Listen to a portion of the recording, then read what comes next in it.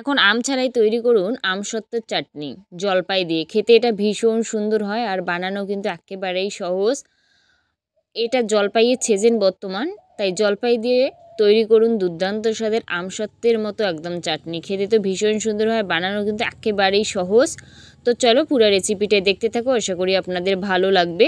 তো রেসিপিটা শুরু করা যাক। রেসিপিটা বানানোর জন্য এই জায়গায় আছে সেদ্ধ করা জলপাই, যাতে সময়টা কম লাগে তাই সেদ্ধ করাই আছে। আর জলপাই সেদ্ধ করতে কিন্তু বেশি সময় লাগে না, ওই মিনিমাম 10 মিনিটেই কিন্তু এনাফ। 10 মিনিটে খুব ভালো করে সেদ্ধ করার পর দেখুন কতটা ভালো সেদ্ধ, ঠিক এরকমই কিন্তু সেদ্ধ করতে লাগবে।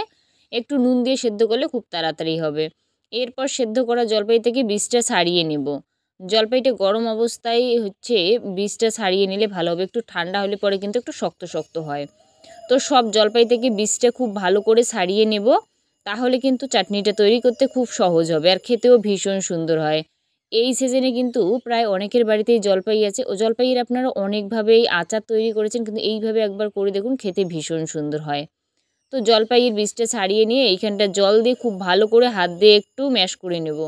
যত ভালো ম্যাশ হবে তত কিন্তু খুব ভালো হবে। এরপর হাত দিয়ে ঠিকমতো হচ্ছে না, এবার গ্লাসের সাহায্যে করলাম।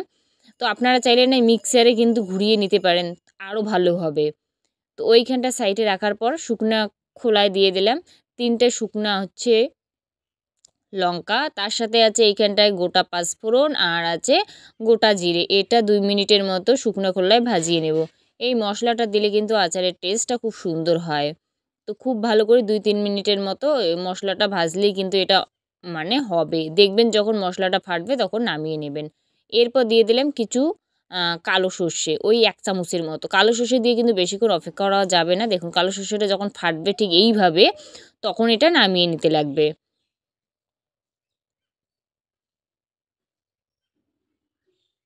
ওটা এক সাইডে রাখবো, রাখার পর কড়াইতে দিয়ে দেবো 1 বাটির মতো চিনি। চিনিটাকে ভালোভাবে একটু গলিয়ে নেব, তার সাথে একটু জল অ্যাড করব। তাহলে কিন্তু চিনিটা খুব সহজেই গলবে, তাই চিনিটা ভালোভাবে একটু গলিয়ে নেব। দেখুন চিনিটা খুব ভালো করে নাড়িয়ে চাড়িয়ে এইভাবে কিন্তু গলাতে লাগবে। দেখুন চিনিটা খুব ভালো গলানো হলে পরে যে জলপাইয়ের মিশ্রণটা আছে সেটা কিন্তু দিয়ে দিলাম কড়াইতে। একেবারেই ভিন্ন স্বাদের, তেল ছাড়া, খেতে তো ভীষণ সুন্দর হয়। এবার নাড়িয়ে চাড়িয়ে নেব। মিক্সারে করলে কিন্তু এই দানা যে ভাবটা আর কি, দানা দানা ভাবটা থাকতো না। এরপর স্বাদ মতো নুন দিয়ে নিলাম।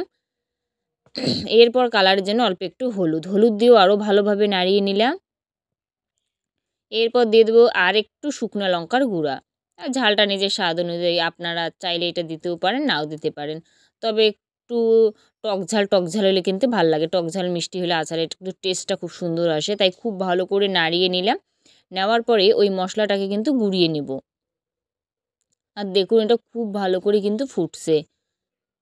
খুব ভালো করে ফোটার পরে আরও একটু গ্লাস দিয়ে ম্যাশ করে নেব। আমার একটা জিনিসে এই জায়গায় ভুল ছিল, এটা মিক্সারে যদি ঘুরিয়ে নিতাম তাহলে কিন্তু এই দানা দানা ভাবটা একেবারেই থাকতো না, একেবারে একটা মিহি এই চাটনিটা হতো।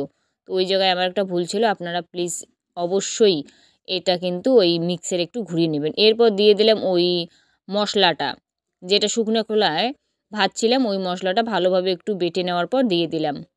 দিয়ে খুব ভালো করে মিশিয়ে নিলাম। দেখুন